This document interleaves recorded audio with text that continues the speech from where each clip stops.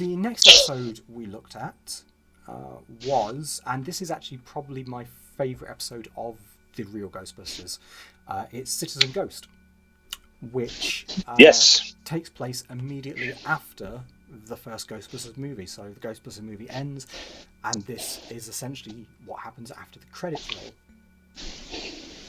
Yeah, essentially, it was one of the few shows in the series that kind of referenced the original source material, which I really liked. I mean, obviously it tells the backstory of why Slimer was there, but the fact that it immediately takes place after the Battle of Gozer, they return to the firehouse after it's been destroyed because the containment unit was turned off and all the ghosties escaped. But the main thing I remember was that you saw the guys in the original beige flight suits, and I remember thinking, why didn't you just go with that? Because that's a good look. The beige suits with the different coloured protopacks, you just need to put the name badges, and it would have been fine. I still don't get why they had to do the whole colour coordination thing. Because if they'd kept with the old ones, they wouldn't have had the spectacular piece of writing where Janine goes, "Oh, I forgot to say," at any point that would have been in the film, but we have these new costumes.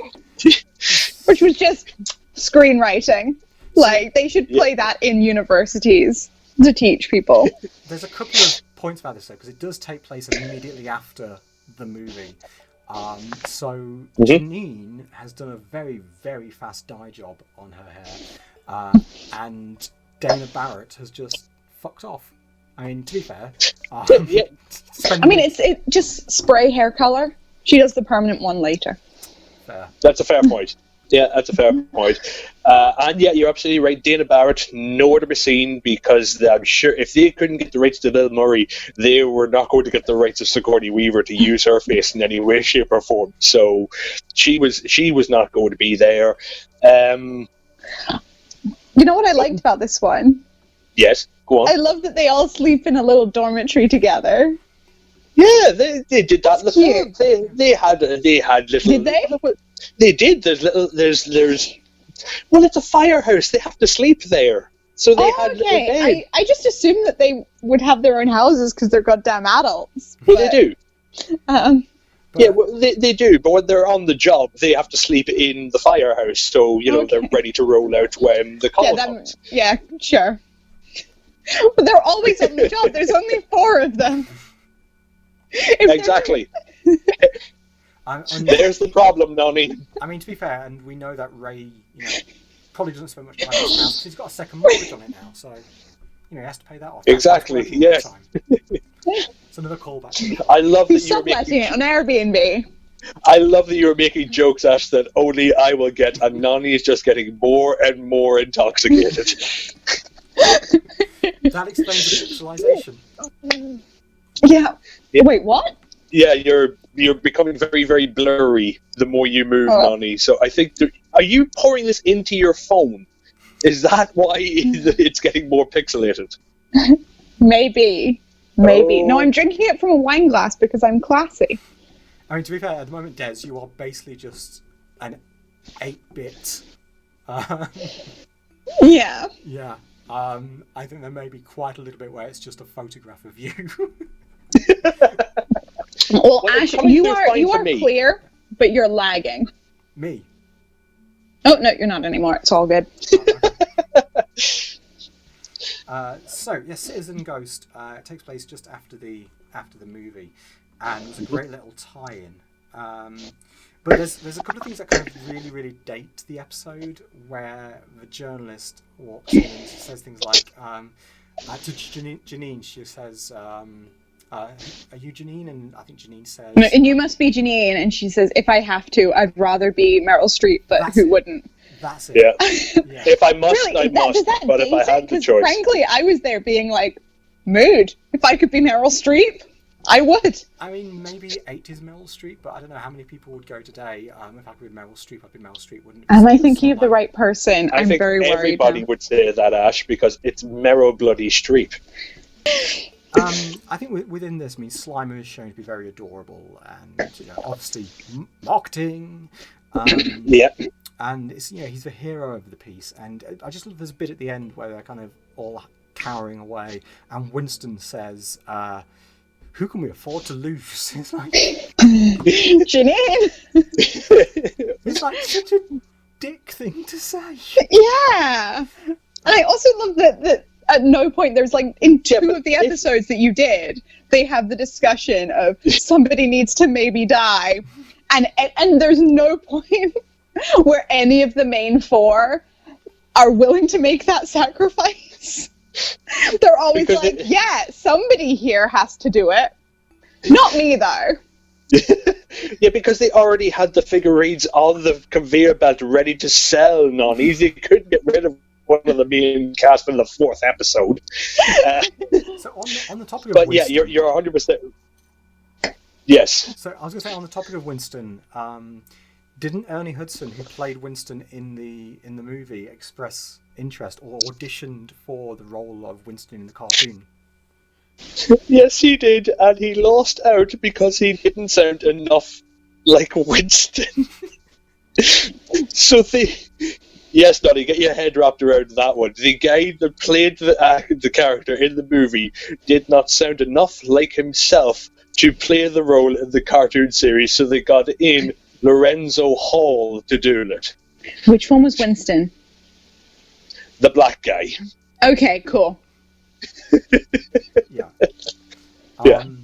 So yeah, this was a really good episode, and it's a bonus feature on the movie DVDs. I think that's when I first saw it, and it's the first of two times, I think it is, that they directly have something following on from the movies, because isn't there an episode later on in the show where they follow on from Ghostbusters 2? Yes. Now, they do make references throughout the series. They reference things like Gozer or Stay Puft, things like that. But it was Citizen Ghost and Partners in Slime, which is the other episode, that immediately follows on because they reference the psychoreactive slime from their battle with Vigo from Ghostbusters 2. So they make two direct references in those particular episodes. But I love this episode because obviously it's a follow-on from the film, but it's also the design of the spectral Ghostbusters in the slimed uniforms, and just the perfect and the faces. You get glowing eyes and mouth, smoking coming out of their eyes, and that was cool. Yeah, I love that because it's something you recognize, but like, creepily done as well. It's those things that I love. I adore those little. If that was in a live action show, that would have been like genuinely creepy. Yes. Yeah. Do you want to know something I couldn't stop thinking when I was watching that episode that definitely won't make it into the cut? Which is so far about 8% of the recording. Go ahead, Nonny, I want to hear this. The entire time I was watching that episode, I was like, yeah, that doesn't look like ectoplasm on the suits. It looks like someone came on them. Like, they just look... but it's not ectoplasm, is it, Des? No, it's not. Slime. It's not It's marshmallow, Nonny. It's marshmallow from Mr. Well, it looks like cum. Okay. I am not going to repeat this out loud in case my wife hears me, okay? I'm not going to do it. I won't do it. No. What won't you do? I will not say what the marshmallow looks like in that episode, It Nonny. looks like cum. Oh, good luck editing this, Ash. Yeah, we've been recording for an hour. There's got to be a good 10 minutes. We're only on to episode 2.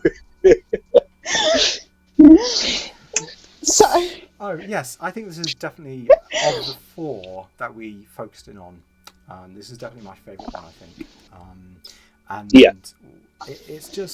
It's wonderful because, as someone who was a fan of the movies, it's a callback, but I do wonder, though, I mean, Nonny, you don't remember the film that well, so with this episode, was there a lot of it that just didn't make sense? I kind of got... It made sense because I got it all through context. Because I know enough to know there was a big fight at the end of the movie and they won, but everything else is pretty well explained. So I didn't know before I went into it that the firehouse, Yeah, firehouse. the Yeah. firehouse was destroyed. I didn't know there was a firehouse, but I Okay. didn't know that it was destroyed. Right. But it was like, yeah, the firehouse got destroyed, and we got back to the rubble, and it's like, okay, there was a firehouse, it got destroyed. Cool. Yeah. Yeah. You know. I mean, it is one of those things that most people, they kind of know, like, the key things, which is, like, obviously the car and the guys, but things like the certain buildings, they are actual real buildings in New York. Like, the firehouse is an actual firehouse, Noni. It was like, it's hook and ladder, it's at 55 North Moore Street. 85 North Moore Street. And we're gonna get a lot of angry comments if you got that wrong. yes, we are. Yes, we are. I probably still got the address wrong, but fuck it. It's still a working firehouse, and it was one of the first firehouses to respond to the 9/11 attacks. Yeah, Which will probably get brought up later in this episode. Yes, okay. Yeah, I think I know what episode we're going to be talking about with that one. Yeah. Well, that's I think the 4th episode, isn't it? That we had. It is. Yeah. We will get to. That was Janine's Genie. Which Yes, it was. For those watching for the first time, Janine's Genie is not a euphemism. I bet Noni was disappointed. I genuinely had to go back and check all the titles because I forgot when I was watching them what they were all called. So the next. At least you're honest, Noni. Yep, I'm good at research. The next episode ties into the movie in a very odd way, and in the running order, or at least the running order on my DVD, this episode is just before the episode we just discussed, Citizen Ghost. So they are next to each other, which is, I don't know, I guess kind of bizarre. Yeah, but I guess if you see them as two halves to one story, I guess it could work quite nicely. And this is called Take Two. This is where they fly out to California to do something with. They are visiting to consult. They're consulting and visiting the set of their own movie, which is just as a meta breakdown of everything. I absolutely adore it for two jokes. Two whole jokes. One of them is when they're reading out the cast, and Winston in the background just says, Murray Ackroyd Ramus? What is that, a law firm? I love that. And the second is when they arrive to the premiere of their own movie, and they have the opening of the Ghostbusters movie playing, and they have that scene where Bill Murray is talking, and they had to redub Bill Murray because they couldn't get rights to use his voice in that scene. Wow. Oh, that's beautiful. That's actually very interesting because this is before the whole Back to the Future 2 fallout, where Crispin Glover sued for reusing his material. Up until then, it seemed to be something that studios got away with. So it's interesting that they kind of did the honourable thing, really. And Bill Murray did the usual slightly knobbish thing and refused to have anything to do with Ghostbusters. Sadly. Which seems to be Bill Murray's thing. Of, it was Ghostbusters. No, not me. Although, Don't like it. Although, to be fair, it does seem to very much be just previous Ghostbusters 3 scripts he's kind of ignored, because he came back for the game, which was nice, although he was phoning it in a little bit. Oh, he was so phoning it in. And he did do that thing, obviously, with the Paul Feig Ghostbusters, and he mostly recreated a lot of the scenes for Zombieland as well. So I think for the right price, Bill Murray will be very, very fortunate to Ghostbusters. Do you think it's just a case of the budget wasn't up to standards rather than the script? I actually think it was the script, because he's gone on record to say that the first 20 minutes of Ghostbusters is the most fun he's ever had making a film. It's only after they started putting on the proton packs and everything that he hated it. And he was given a load of money to come back for the sequel, and he's gone on record saying that he absolutely hated it. And he has never done any other sequel bar Garfield. Which is, again, they must have thrown a fuck ton of money at him. Yeah. Although you say that, he's now also doing Ghostbusters 3. He's probably in a short Yeah. 10-minute cameo. It's going to be a cameo, isn't it? I think that's what the entire cast is Oh, going to be. It's going to be going to be a cameo. Yeah. Yeah. It's going to be a passing of the torch, but like a very quick passing of the torch. But It's going to be a yeeting of the torch. yeah. I'm going to give you a dramatic reconstruction of what it's going to be like. Are you ready? Yeah. Hi. There you go. That's Bill Murray's cameo going to be in the new movie. That's about it. So, I really liked this episode. This was really good. I like the idea of this ghost. That the only thing about the ghost is it wants to find somewhere to sleep forever. Yeah. It's like mood. Although there's something. Yes, it was in a mood, Noni. Yes. At the beginning, when they're hunting that one ghost, that flying fish type ghost, it's just got such a look of fear in its face. It just made me think, you guys are being dicks. Like, Ray's doing this just for the fuck of it, and it's just like, guys, just leave it. It's clearly just terrified. Like, it went from public service to just hunting for sport really, really fast. But this is how cynical my brain has become, because I rewatched that episode not that long ago, and then they're chasing down that ghost and Ray's getting all excited and bug-eyed, and the one thing that was going through my head is, who's going to pay them for that? Because nobody has hired them to chase this ghost. They're just doing it for shits and giggles. I literally just thought that like a few seconds ago when we brought it up. It's like, yeah, who's paying them? Because he's just like with his little happy cherub face, just like, it's a ghost, and ghost is terrified. And also, the journalist is just a weird addition, isn't he? Yeah. Yeah. I don't get that it's a live broadcast, and I kind of don't get why they're doing a live broadcast of seeing people get on a plane. Mm-hmm. You could easily just record it and slot that into the 10 o'clock news. You don't need to do it live. Yeah, and apparently expecting to have like an interview or something, because he gets pissy when they just go, sup, and get on the plane. So like, really, is the time for an interview really during boarding? Like, honestly. My favourite little bit of that scene is the one fan that hangs around. He's just sat in the chair, and they're just like, oh, only one person has stayed here, and it's just cut to him, and he's just like overweight old guy. He's just sat there. Yay! He doesn't even sound super enthusiastic. I think he might have just fallen asleep. Yay! It's like, oh. Yay! There was a few things about the episode that really stood out to me. I love the director character. I love the line he comes out with, which was, I am a director. Talk to anyone, any way I want. And it's like, that's not how directors are. I mean, we've all met a director like that, though. We have. Yeah. But it's just like, it is so much the Hollywood cliche of the crazy director, the harsh director.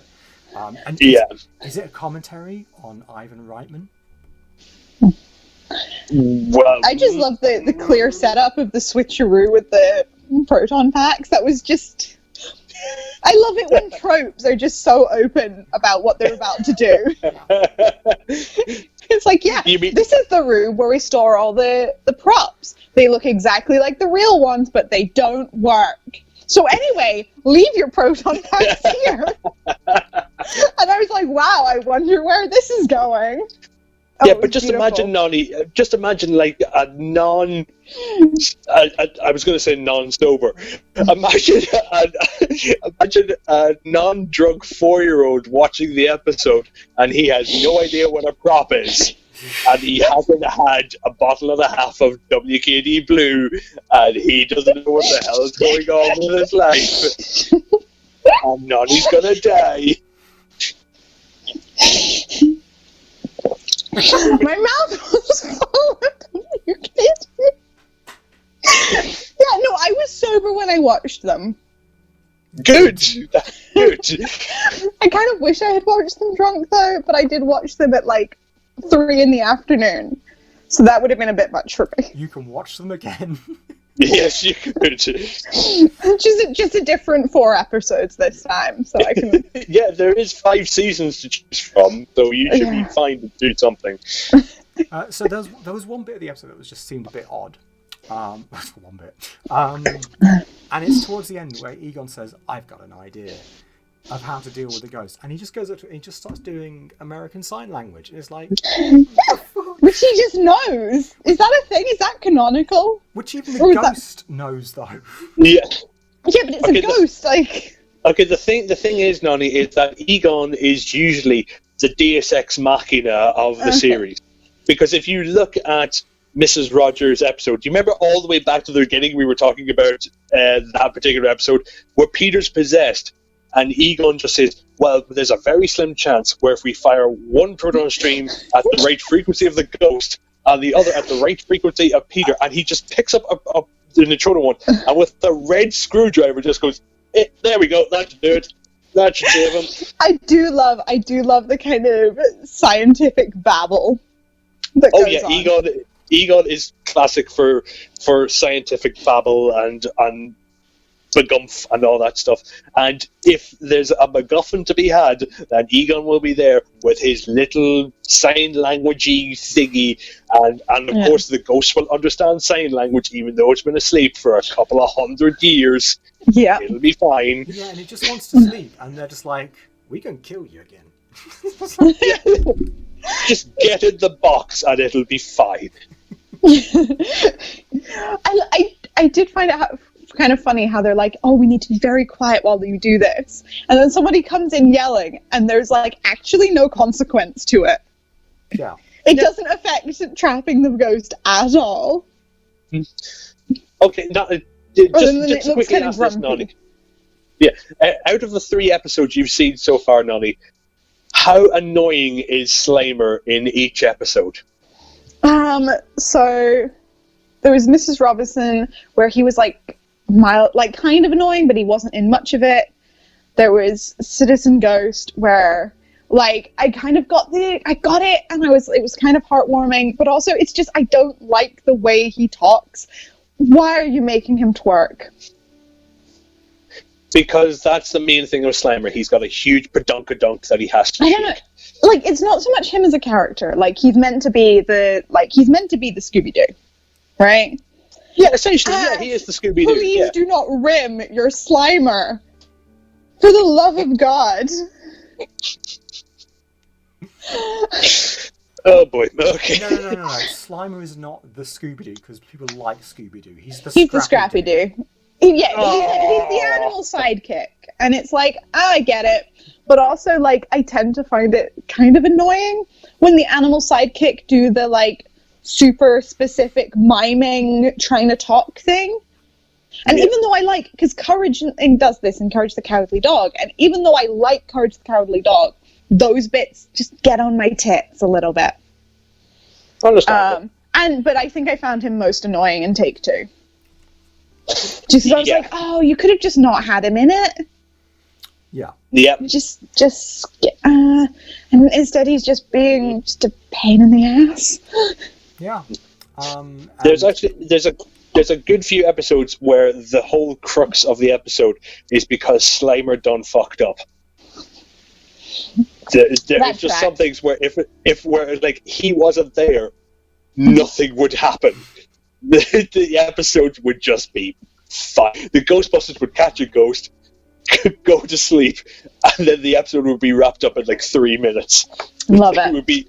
It would be perfect.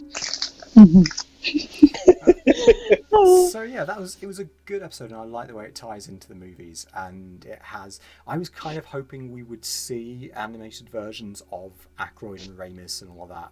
I know they wouldn't. I would have loved to have seen that. I know. Knowing now some of the restrictions they had, we wouldn't be able to get them exactly looking like them. But it would have been nice just to have had something, or even just see them from behind or something. Just kind of see them. Yeah. But I can understand why they didn't. And also, Real Ghostbusters is its own thing. Was the poster the actual poster? It was more or less they do have several variants of the poster, and one of them is like the 4 guys in front of the No Ghost logo. So yeah, kind of, yeah. Okay, I was just there being like, I hope it is. That would be nice. That would be nice. Yeah, it'd be nice. That'd be nice. Ash, wouldn't that be nice? It would be nice. That'd be nice. It would It'd be be really nice. nice. It'd be nice. It'd be nice. It'd be nice. It'll be nice. It'll be nice. Oh, God. Sorry. I was clearing my throat, Noni. I wasn't doing the Slimer impression. I'm just like, I will come for you, I swear to God. You can't leave the house. You can't leave the house. Well, I can leave the house. I just don't think I could get to Des in the allotted hour that I'm allowed to be outside. You could get fucking push it though. You could get to me. So Okay, you're getting real close to essential travel to beat your fucking ass. That's like the best insult I have heard throughout this entire thing. You were getting close to essential travel to kick your ass.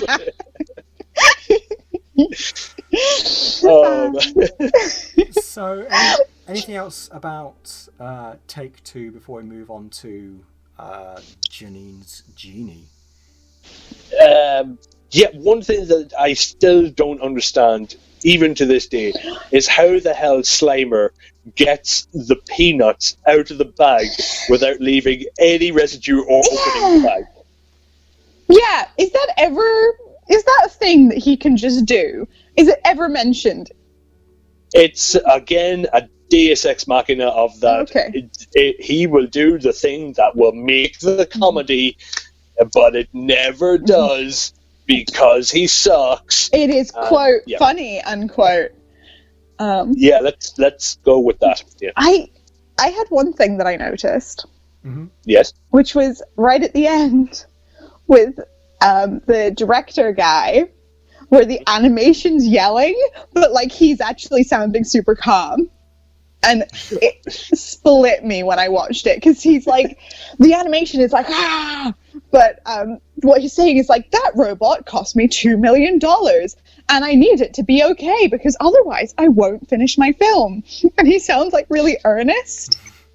It was so funny to watch. I would have given anything to see young Noni watch this show when it comes out. Where just like little 4-year-old Noni is like, he looks angry, but he sounds so sincere. Oh. Maybe knowing my ability to differentiate characters, young me watching this would have just been like, who's that? Okay, Noni, do you have anything else to add about Take Two? No, that was it. Okay. Fair enough. In which case, that brings us on to the final episode that we're discussing, which is Janine's Genie, which actually reminds me a little bit of a Bowie song. Janine's Genie, Janine. Maybe that's where they got it from. Maybe they did. Maybe. So in this one, Janine wants to essentially get a promotion within the Ghostbusters world and go along and become a Ghostbuster with them. She goes off with them, apparently doesn't do a very good job, and so the Ghostbusters say, yeah, never again. And so she gets a lamp. A genie pops out and gives us 3 wishes, and one of them is for her to join the Ghostbusters. The other one is to have a magical hypnol used on Egon. No. Not even to join the Ghostbusters, to become their boss. Boss. Yes, to become their boss, and and you're absolutely right. The magical rohypnol on Egon. Oh, I can't believe I had to say that out loud. Yeah. This is like the silly, stupid episode, mostly because you've hired Janine as a secretary, and she's like, one day, I want to become a Ghostbuster, so let me go out with you. So you just say, okay, throw an unlicensed nuclear accelerator onto her back, and just be like, on you go, head, go nuts, fire away. And then guess what? She almost kills a couple of them. Yeah, I love that. It's not even like they evidently didn't even give her like a quick 101 in the car, because she doesn't even know which way around to hold the goddamn thing. It's just like, babe. Really? Yeah. So that's kind of the gist of the episode, and the extra bit is, of course, that the genie isn't really a genie. It's just an evil ghost trapped in a lamp. Who also has magical powers. Yeah, who can also grant wishes. Yeah. and for some strange reason chooses to wear that specific Hawaiian shirt and a turban. I mean, if you had that Hawaiian shirt, though, like, I'd wear that shirt. With the turban? No, not with the turban. I don't think that would suit me, but, like, the shirt. I feel like there would definitely be some ethical issues. Des, have you ever thought about going to a convention just dressed as a really obscure Real Ghostbusters character, just to see who would get it? I once went to a convention one day, and myself and Kieran McFarlane, who does the Ghostbusters of Scotland with me, we went as Courtroom Ray and Egon from Ghostbusters 2. Which is essentially, Noni, if you haven't seen it, it's just suits with a proton pack. And nobody bothered us for the rest of the day. It was amazing because nobody knew who the hell we were until we put the packs up and they were like, "Oh, now I know! Oh, now I get it!" That's beautiful. I love it. Are we at the point of talking about this episode where we can talk about how it definitely wouldn't get made today? Oh gosh. Yes, you can bring it up now, Noni. Go ahead. Because I was just there being like, part of this climax is about how ghosts hijack a plane and it nearly crashes into New York. This is really loaded now. I mean, just after 9/11, they temporarily banned the airing of that Simpsons episode where they're in New York and the people from both towns are calling each other jerks. So the idea of flying a plane into New York and destroying it is... Yeah. Yep. I feel like that kind of overshadowed the rest of the episode for me. So I was just there like... Yeah, you may as well just address the huge, gigantic airplane flying down Fifth Avenue elephant in the room. Yeah. Because you can't bloody ignore it. Yeah. Well, it's the fact that what I loved was when the plane actually, what's left of the plane lands, and the passengers just sat there in the open air, they kind of just get up and casually go about their business and just really calm and casual. Like they had nowhere else to go. Like they were just on a plane for the lulz. It's one of those things, Ash. That's what you would call a New York moment. There's no other way to describe that. So can I just mention my favourite line in the entire episode? And Des, you might understand why this is my favourite line, because it comes from Winston, and he says, "Nobody becomes a Ghostbuster overnight." And I just thought Winston was the most appropriate person to have said that, considering his entire recruitment to the Ghostbusters was a short interview followed by Venton going, "Welcome aboard." I did feel like that line was probably... I was just there being like, I'm pretty sure the actual Ghostbusters film didn't take place over that long a period of time. No, the movie takes place over a couple of months, but that was like that line is like a clear-cut example of like an early indoctrinative version of mansplaining. Mm-hmm.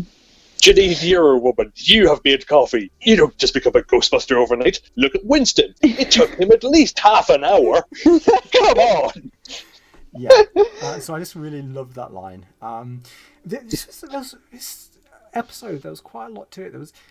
They're essentially bullying Janine at various points in it. I mean, they're kind of mean. Like, when you kind of look at it through adult lenses, they're kind of dicks. Yeah. Yeah. No, they are. That was like one of the main reasons why I wanted to bring up this particular episode. One, because I think Laura Summers does a great job as Janine, and she's got a lot more to do in this episode. Mm-hmm. And yeah, you're right. You kind of see how.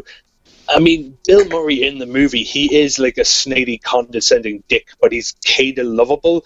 But in this one, like all of them, they're kind of like patronizing and really nasty to Janine. And it kind of also plays up on the whole thing of like Janine and Egon, will they, won't they? And it turns out that when Egon does find somebody even mildly attractive, he will not shut the hell up about it. He will let you know how attractive you are, given any state. You're so beautiful when you're being sick. It was a very Venkman-y thing, wasn't it? You know, I mean, Venkman has very much got this kind of. There's no way in hell his character would be portrayed as a hero in a modern. If this was made today, it's like he's very like. through the lens of time, you get a very different response to it. But Egon's very much that in this episode. And it's just really uncomfortable looking at it through a modern post Me Too type of lens of she's essentially roofied him. Yeah. This is something that always gets me about these love potions. Like in Harry Potter and the Harry Potter and the Jim Broadbent episode. Fred and George just casually selling date rape drugs. Love potions. And there's a bit where Ron is slipped a love potion by Lavender Brown, and it's all kind of played for laughs a little bit, but it's like... Wait, is it Lavender Brown? Yes, it's Lavender Brown. No, it's not, is it? Is it not? No, it's Ro something. Oh, yes. Lavender Brown is just like the super intense and gross teenager romance. Yes. But it's somebody else who is trying to roofie Harry, but then Ron eats it by mistake. Yeah. Good God! Yeah. I didn't expect this to be spiraling out of this episode. No, they accidentally roofied the wrong teenager. Yeah, and then he gets poisoned. Yeah. So, and it's a whole thing. But this is something that's always got me about love potions in shows and literature and film and all that. They're always played off as kind of funny little charms when really they're not. They are just roofies. That is what essentially. Yeah. And so it's not a love potion. It's essentially a lusty infatuation. Yeah, it's because I don't think I've ever met a loving person in love where they're just constantly like, oh, I love this person because of this, and I love them because of that. No, you just talk about them. Yeah. If you're actually in love with somebody, you spend most of your time calling them a nerd and trash. Yeah, but with affection. Yeah, thank you. You need to add that last bit in because otherwise that just would have sounded really wrong. No. So I'm sorry. That is definitely something that stands out with this. Yeah. Is that very, very? It's very. Is it uncomfortable? Is it just because of the way we have changed culturally? I mean, because at the time, I think so. Yeah. Because at the time, it's fine. Yeah, I think it's definitely a product of its time. But then again, most things are. They're little pockets of history, no matter how you look at them. But I think this one is kind of mostly played up for laughs because obviously Egon he loses his complete scientific view on things, and everything is just about Janine, which I kind of like a little bit more than how it's played up in other ways. But it just goes to show that if Egon has any human emotions, then the world will come to a crashing end. Yeah, love it. I did like the fact that they played up the will they won't they romance a little from the movie, because that was always something that I thought I thought they kind of worked in Ghostbusters. I did. I thought so too, and I just don't see why they felt that the romance subplot just didn't work. But I feel that with it, and this is going back to the movies a little bit, I feel that they dumbed Janine down a little bit in the second movie. God, yeah. Yes. And it was a real disservice to her because she was such a good character in the first, and she's great in the second, but she was a very different character in the first, and obviously the cartoon is what has this impact on the change of her, and this cartoon Janine is very similar to Ghostbusters 2 Janine, so there is the adaptation, at least they got right in the movie. It's a very rare thing to see, Ash, is that in Janine in Ghostbusters 2 is actually a stereotype of herself, which is something you very rarely get to see, is that she's basically doing an impression of herself 5 years prior because of how well and how indoctrinated into pop culture Janine was. Yeah. But Noni, I still think you should cosplay Arthur. I think it'd be fun. I think you should. I think you could pull off Janine. Yes. Yeah, it'll be fun. It's like a cool look. I like it. Yeah, you should definitely start cosplaying as Janine, and when you do, and when all this bullshit is over, you can come with the Ghostbusters of Scotland to all the conventions, and you can hang around with us. And Ash, if you grow out your beard again, you can be Walter Peck, and then we'll all be one big nerdy family. Be great. I mean, I feel like I should probably watch more Ghostbusters than the 4 episodes of the animated series that I've seen. Okay, well, actually, this is a good point. If I could just ask this. Noni, now that you've seen these 4 episodes, will you, A, be interested in seeing the films, and B, continue to watch the animated series? I feel like I would be interested in like watching the films and actually knowing what the story is. The animated series, I probably wouldn't sit down and watch just for fun. But like I'd be interested in watching more of the episodes, but I probably wouldn't just sit down and watch it like I'd watch something off Netflix. Okay, that's fair enough. At least you've maybe gotten a new appreciation of the films. Mm-hmm. Yeah, Yeah. I think so. So these were some really great episodes, and the DVD is obviously available, and up until recently they were on Netflix, but they're not anymore. Yeah. So this is one thing about this DVD, right? So 2-disc set, and it says on it, I don't know if you can quite see that, 4 hours of fun and slime. But on the back, the runtime is 2 hours and 14 minutes, and it's Lies. I think I think that 2 hours 14 is just one of the discs. Although saying that. 2 hours 14 would be 134 minutes, so disc 1 is 158 minutes, so everything about this disc is a lie. Even the uniforms, Ash, if you actually hold up the front covers, the uniform colours are all wrong. Yes, oh my god. Egon's in green when he should be in blue, yellow when Ray should be in oh god, what colour was Ray's uniform? It was kind of like a turquoisey, browny, orange thing, brown. wasn't it? It was a sandy brown. Yeah. So it's all wrong, Noni. This is the type of nerdy shit that people like. Yeah, me. no, you know what? You get pissed off about this. You should write a letter. Yes, to the people back in 1986 for getting this wrong all those years ago. I mean, I feel like maybe that DVD didn't come out in 1986. No, it came out in like 4 or 5 years ago, but the point still remains. If anybody is interested, Ash, the annoying thing about the UK is that we only got season 1 on DVD.